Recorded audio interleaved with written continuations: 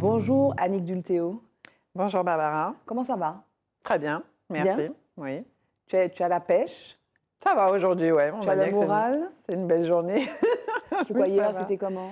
Je suis comme le temps, moi. Voilà, ça fluctue en fonction du temps. Donc, comme hier, il pleuvait. Donc, voilà. Sérieux? Oui, moi, j'aime le soleil. Oui, mais bon, ton humeur ne varie pas juste au Non, pas à gré ce des rayons point-là, du mais bon, c'est une soleil. façon de parler, mais oui. Mais hier, ça allait pas bien. Si, ça allait, mais c'est encore mieux quand il y a du soleil. On Qu'est-ce a qu'est- encore plus la pêche. qu'est-ce qui fait fondamentalement que tu changes d'humeur alors? Outre le temps? Mon Dieu, qu'est-ce que ça va être? Ben, non, essentiellement, ouais, le matin, ça va être le temps. Mhm, S'il fait beau, oui, si j'ai bien dormi aussi, parce que le sommeil, c'est important. mhm. Donc, avoir passé une bonne nuit, et puis après, c'est bon, hein. Voilà. Est-ce que tu peux te présenter, Annick, s'il te plaît? Oui. Alors, je suis Annick Dulthéo, je suis maman de 2 filles Mhm. qui font leurs études dans l'Hexagone. Donc, elles ont 23 ans respectivement et 19 ans. Je suis mariée, samaritaine, très attachée au secteur, enfin à mon secteur, c'est-à-dire à ma Martinique et à mon secteur nord. Je suis styliste de formation. J'ai créé mon entreprise, ça fait déjà 12 ans.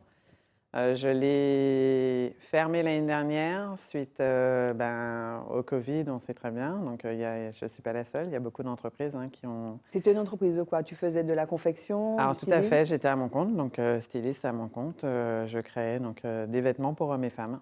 Et tu as arrêté de le faire. Voilà. Alors, non, je n'ai pas arrêté. La chance que j'ai eue, c'est qu'au moment où j'ai fermé mon entreprise, on m'a proposé un poste en tant que styliste encadrante technique dans un atelier de couture au Lorrain. Mhm. Et donc, je continue dans le domaine de la mode grâce à ça et j'en suis très contente. Mhm. Et voilà. Et tu as été formée donc au stylisme. Alors, j'ai été formée à l'IMFPA en tant que professionnelle parce que ce n'est pas ma formation de base. Ta formation de base, c'était quoi? Alors, j'ai ma formation de base, secrétariat commercial bilingue. D'accord. Donc, absolument rien à voir. Voilà, mais comme beaucoup, en fait, quand on est dans le cursus scolaire, on n'est pas toujours au fait de ce qu'on souhaiterait exactement faire. Même si j'ai toujours été intéressée et passionnée par la mode, de là En faire ton métier? en faire son métier ou à comprendre qu'on peut en faire son métier, donc c'est un pas. Mhm. Évidemment. Et donc, au fil du temps, déjà, je suis venue m'installer en Martinique puisque je suis née sur Paris. J'ai fait toutes mes études là-bas. J'ai commencé à travailler sur Paris et je me suis rendu compte qu'effectivement, la France et moi-même, ça n'allait pas. La France et toi, ça n'allait pas. Ça n'allait pas, Et non. tu y as vécu combien de temps pour autant? 25 ans. Et donc, au bout de 25 ans, tu t'es dit, bon. Oui, en fait, j'en ai pris conscience. En fait, il y avait, on va dire, un mal-être, voilà, notamment en hiver, où je ne supporte pas, parce qu'il y a vraiment une diminution, en fait, Du de soleil. Tu es vraiment luminosité. une femme du Il faut soleil. vraiment que j'aie ma lumière, voilà. Oui, là. La lumière, le soleil, etc. Et en hiver, à chaque fois, c'était ça. Donc, comme une espèce de... Et tu venais Comment on va pas, dire tu pouvais pas venir en Martinique en hiver? Non, parce que je suis chez papa et maman et qu'on venait en vacances tous les 5 ans ou voilà, avec les congés bonifiés. Donc, ce qui me permettait de garder quand même un contact avec mon île, mais non, on ne pouvait pas venir plus souvent que ça. Et c'est en travaillant par moi-même que j'ai pu revenir un petit peu plus souvent et prendre conscience que c'est ici en fait que je me sentais bien. Et Mais alors, je suis revenue. et Voilà. donc, comment tu cultivais? Est-ce que tu cultivais finalement ce lien? Donc, tu disais que tu revenais tous les 5 ans avec tes parents en congé bonifié. Mm. Est-ce que tu as réussi néanmoins, entre les moments où tu venais, à cultiver? Comment tu faisais pour cultiver ce lien avec la Martinique? Assez facilement en fait, parce que mes parents, ils sont tous les deux samaritains et ils n'ont jamais vraiment décroché en fait de la culture martiniquaise. Donc on écoutait de la musique voilà, créole, compas, surtout le compas. Alors là, voilà, donc on avait... Noël comme aux Antilles, Voilà, Carnaval, exactement. Ma mère me Pâques. parlait créole régulièrement. Enfin, on n'a pas vraiment décroché. Pour moi, j'étais martiniquaise, quoi, même si je vivais sur Paris. Voilà. Mhm. Et donc tu dis, donc tu es profondément samaritaine ou du Nord. Oui, très attachée au nord, effectivement, de mon île. Pourquoi? Alors pourquoi? Parce que pour moi, sans dénigrer en fait le reste, en fait, il y a la Martinique a plein d'aspects. Pour moi, le secteur nord, c'est vraiment le côté authentique en fait de la Martinique. Je me rappelle beaucoup en fait de la période des années 80 parce que c'est à cette période-là où j'étais adolescente et où on venait et on pouvait participer à plein comment on va dire. Manifestation? Non, il y avait beaucoup d'événements style communion, mariage, D'accord. etc. Donc voilà, qui nous permettaient d'aller un petit peu partout dans l'île et de participer en fait à la culture et aux rendez-vous en fait locaux. Et je retrouve un petit peu ça. Et puis il y a dans le Nord, on a encore les habitudes de voisinage. Des traditions. Voilà, exactement. On est très attaché au côté familial. Enfin, il y a encore tout ça. Donc, Et alors, et donc, tu es styliste. Et d'ailleurs, oui, le haut que tu portes, c'est toi qui l'as fait. tout à fait. Et il est magnifique, hein. C'est gentil, merci. Et donc, tu en as fait ton métier et tu l'enseignes aujourd'hui, c'est ça? Alors oui, on donne des cours effectivement dans le cadre de l'atelier. Alors c'est un atelier d'insertion, donc ce qui nous permet effectivement de recevoir un public qui a été plus ou moins éloigné du domaine du travail assez longtemps. Donc quand on les reçoit dans l'atelier, on fait en sorte de les mettre à l'aise, de les habituer à nouveau au secteur professionnel. Et puis, on leur permet effectivement de s'améliorer et de grandir dans le domaine de la couture, parce qu'ils viennent pour justement apprendre et progresser.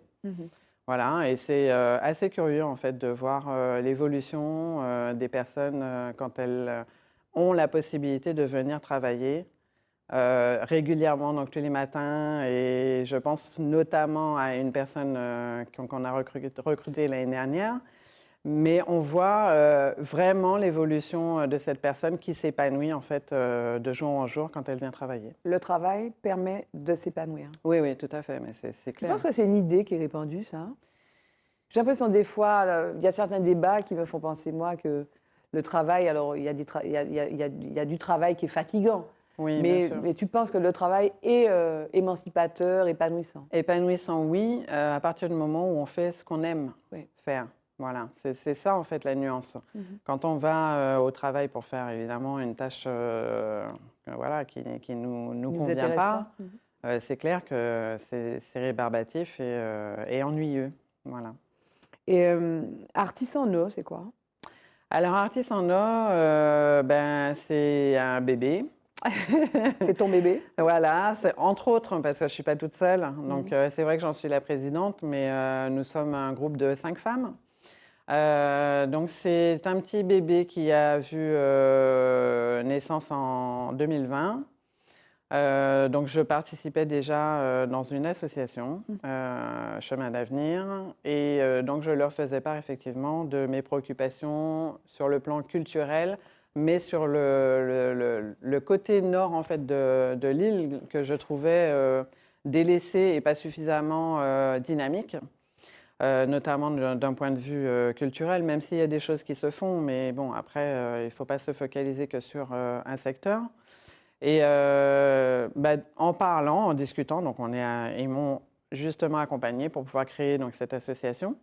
J'ai été récupérée et j'ai emmené en fait des amis avec moi dans cette aventure. Donc c'est vrai qu'on l'a créée au début de la période Covid.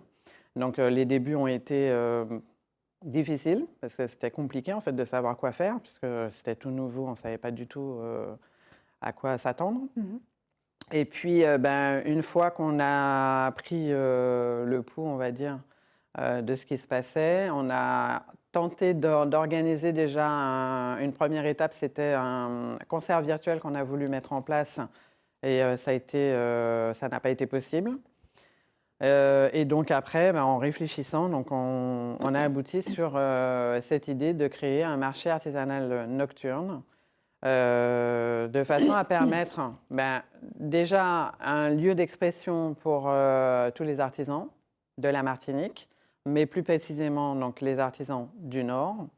Et une possibilité également, eh ben, de faire découvrir ou vraiment emmener les gens sur le secteur nord également.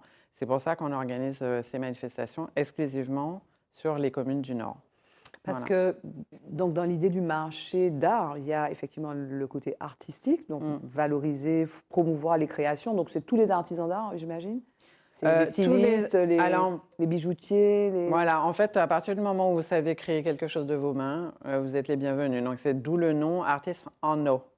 Donc, c'est du créole, mais ça a deux connotations. Donc, la première, eh ben, c'est ce qu'on sait faire de nos mains. Donc, on sait faire des choses en or. Et le secteur nord, donc de la Martinique. Voilà. Et alors, je disais, donc, il y a le côté artiste et puis il y a le côté marché. Est-ce que, parce que c'est créateur d'emplois, c'est créateur d'activités, et notamment pour le Nord, c'est quelque chose d'inestimable, ça.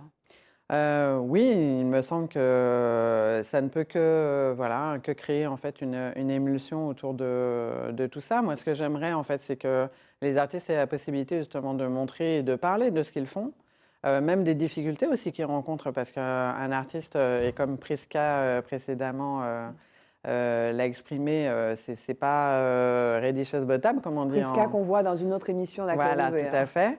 C'est pas Redishes Bottom pour un artiste d'arriver depuis la conception jusqu'au produit fini et de pouvoir le commercialiser en plus.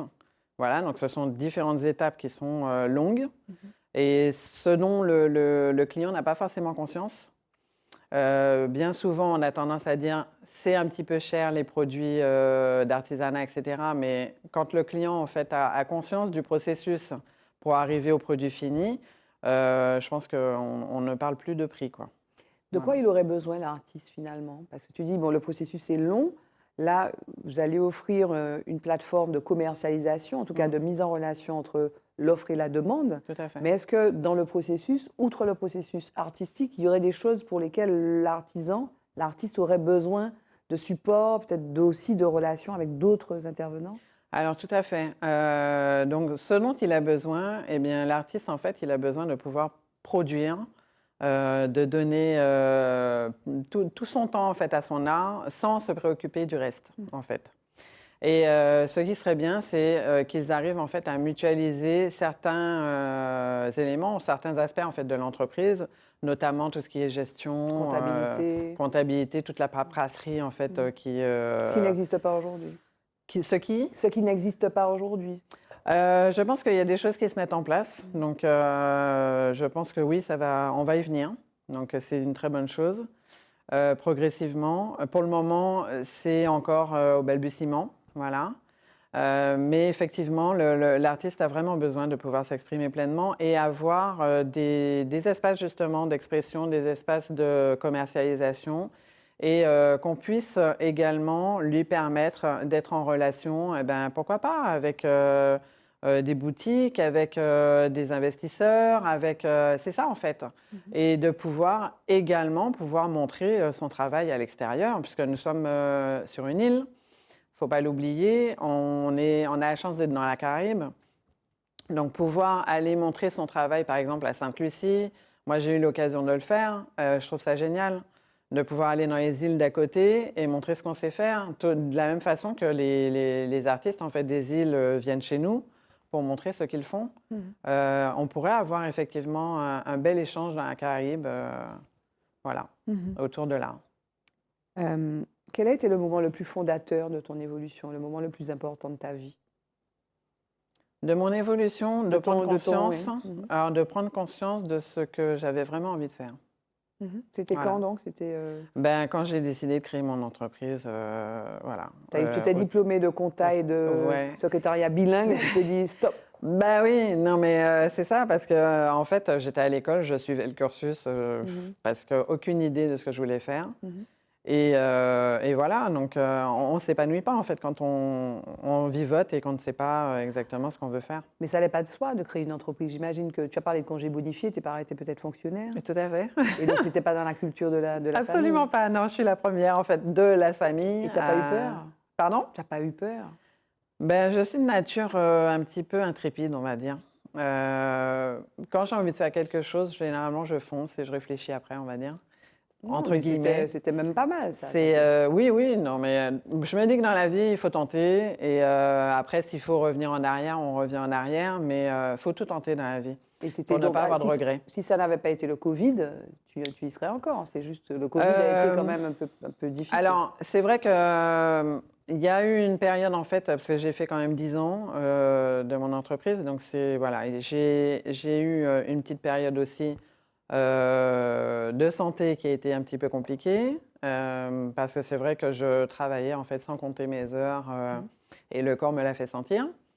Voilà, mais sinon, oui, si j'avais la possibilité de continuer en tant qu'indépendante, je l'aurais fait, oui. La suite, c'est quoi? Alors la suite, c'est quoi? Ben, j'aimerais beaucoup pouvoir continuer à développer donc, l'association autour de vraiment notre projet lié à l'artisanat. Parce que c'est quelque chose qui me tient à cœur et pour avoir vécu justement pendant 10 ans en tant que créatrice, j'ai fait beaucoup en fait de manifestations et ça m'a permis de voir par moi-même en fait ce qu'il faudrait améliorer, ce vers quoi il faudrait aller pour pouvoir permettre aux artistes et artisans de vraiment s'épanouir en fait dans leur travail et être à l'aise, voilà, et surtout gagner sa vie. Parce que ça, c'est compliqué aussi. Le mot de la fin, c'est quoi? Le mot de la fin, eh ben, je dirais que chaque problème a une solution et qu'il faut toujours rester positif et aller vers l'avant. Merci Annick Duthéo. Eh ben, merci beaucoup Barbara de m'avoir invitée.